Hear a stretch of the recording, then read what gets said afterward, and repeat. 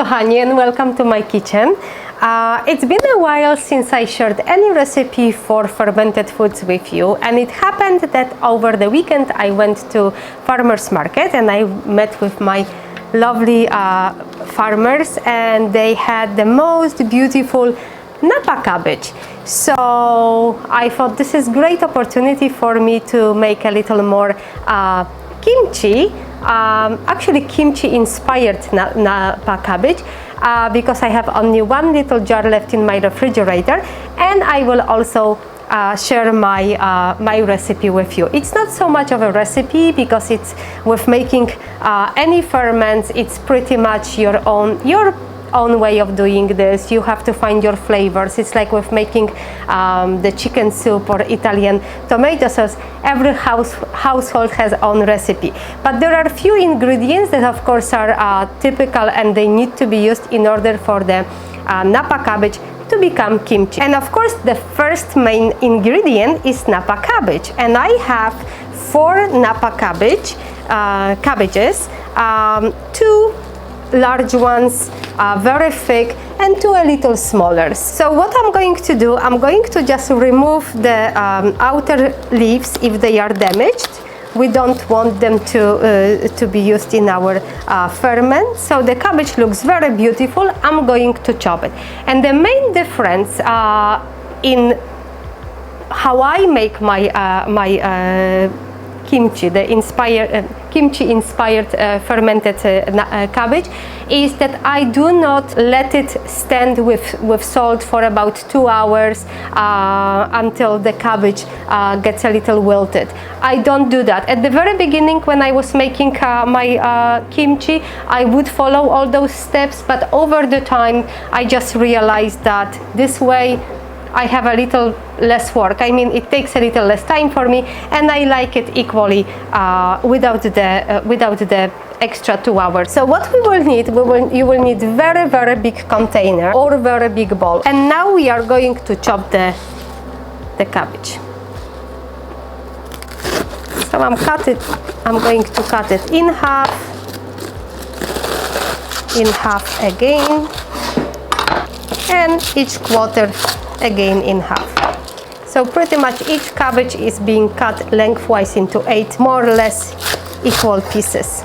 Now I'm just removing this little hard stem at the very bottom, and I will cut cabbage into about 3 centimeters, about 2 inches long pieces. You really don't have to be very particular. The key is just to have a bite-sized pieces. Some recipes will tell you just not to chop it at all and just leave it, let's say, in half. So it's all, I would say, personal preference. I like it about this size. This way I know that I have nice bite size. And this goes into our container. So our cabbage is all chopped, and normally in the original recipes that would be the time that you sprinkle the cabbage very liberally with salt, and you let it stand for about 2 hours. This way you just help this cabbage to soften. I'm going to skip this step. As I said before, this way works for me very well too. But what I'm going to do now, we will prepare this little glue from rice flour that is going to be base for our paste. Okay, so in this little saucepan I am pouring 1 cup of water. We also need 1/4 cup of rice flour. If you cannot buy, it should be this special very glutinous rice flour, but if you can't get it in a store, you can do what I do. I just take regular white organic wine and I grind it in a coffee grinder. I have one grinder designated for this kind of things, and I use it. And 1 tablespoon of sugar. I have organic cane sugar. You can use whatever sugar you like. And my little cute measuring spoons. I just got them a week ago. I love them. Now we're going to stir everything and slowly bring this entire mixture to boil, and we need it to thicken. So as we're bringing this to boil, let's constantly stir it to prevent burning, and also we don't want those thicker lumps at the very bottom.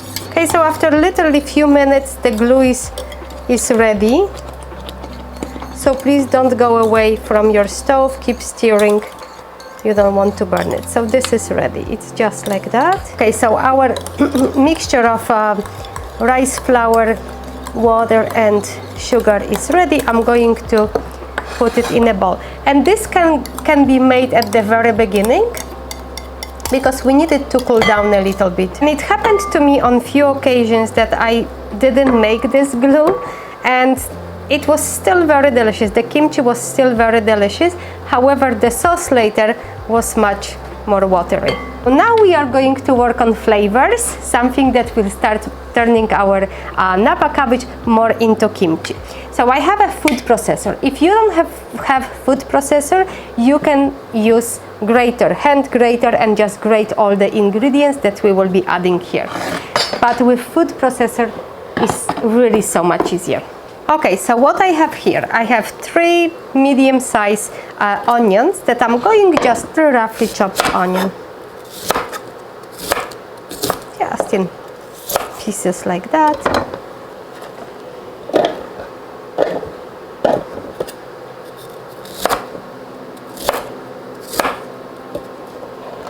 And the exact amounts of everything that I used here, I will post in the description box. But as I mentioned before, you don't really have to stick to it 100%. And I have 3 heads of garlic, and you really don't have to add it that much. I really like it very strong in garlic flavor. You may start with 1 head if you are not very accustomed to eating a lot of garlic.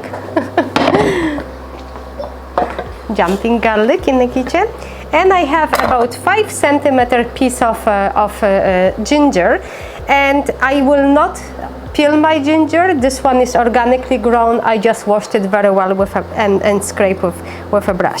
I'm just chopping this into smaller pieces to make sure that it's well chopped in the food processor. If your garlic is not organic, then I would really recommend to you to wash it very well and peel as well. And now the Gochugaru pepper. You can get this Gochugaru on internet. If you live in Canada like I do, you might be able to find it at Sobeys, this international section, or you probably have some Asian little grocery stores in your neighborhood. So I have 1 cup of Gochugaru. An original kimchi recipe calls for fish sauce. I don't use fish sauce. I use soy sauce instead. You also buy organic soy sauce to make sure that it's not genetically modified soybean used for it. And because I was not salting the cabbage at the very beginning, I'm going to add salt. I have coarse Himalayan salt here. Sea salt is very good too. And now we are going to blend it all together.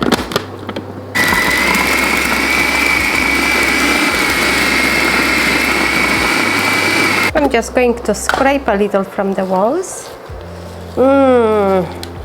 How beautiful it already smells. Ooh. Okay, and let's, you want to make it into quite a smooth paste.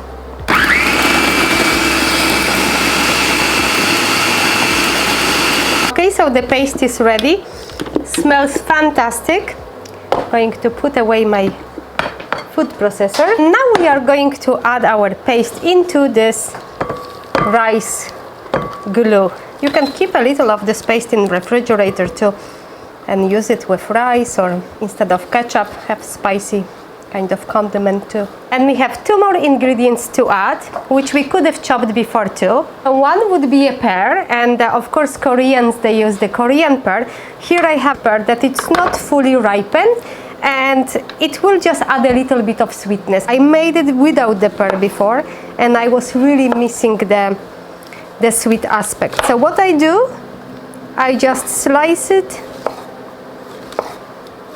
just like that, and then chop it into matchsticks.